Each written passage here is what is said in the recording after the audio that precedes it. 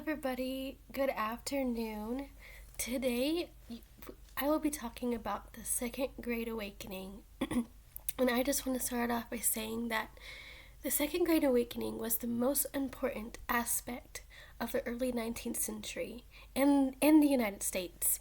And I just wanted to say that to inform you that it is impossible to understand the 19th century without having the Second Great Awakening be a part of it. There was a lot happening during the Second Great Awakening, and I made a Venn diagram of the Second Great Awakening. So apparently, the Second Great Awakening, historians have said that it lasted from 1790 through 1850, but I did some more research, and many people believe that it lasted through the 1820 to 1840, so about 20 years.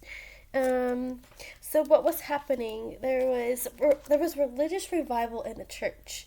Church membership started soaring, and there was beginning to be personal relationships with God. People were hungry for something real, and of course, there's a lot going on. There was new religious movements, of course, and there was a reform movement, and there were social changes at work, and there was a market revolution that was also happening. But there's a lot going on. Women started getting involved. There were camp meetings. The whole western part of the U.S. There was beginning to be camp meetings in the western part of the U.S. Preachers would come set up tents, big tents, and evangelism was beginning to be at play. And the people just wanted heaven to be on earth. They were hungry for the move of God.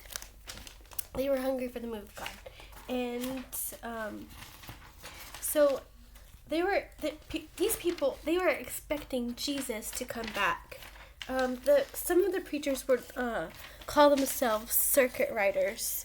A preacher who would ride on a horse, and he would go to town. And then people were convinced that the Holy Spirit was at work, just like in the early church, like in the upper room.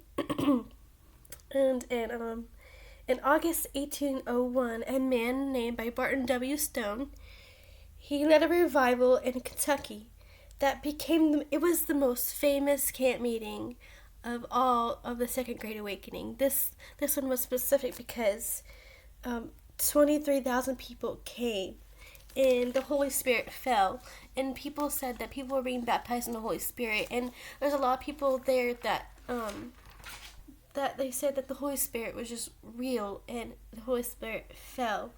And one of the reasons why I love learning about the Second Great Awakening is because Charles Finney, he said this, and I quote, he said, "If the presence of God is in the church will draw the world in. If the presence of God is not in the church, then the world will draw the church out." I also love that. He also said that during the camp meetings that no person seemed to wish to go home. Hunger and sleep seemed to affect nobody. He was saying that eternal things were the vast concern of the people. People didn't want to go home during these camp meetings. They would last for hours, days even. They would last a long time, and people, they did not want to go home. They were hungry for the move of God. The Holy Spirit was at work with America and Americans. God was moving. The Holy Spirit was at work. God was doing something through America. Yes, there were revival camps, but really what the thing was, the Second Great Awakening, that God was at work. He was at work.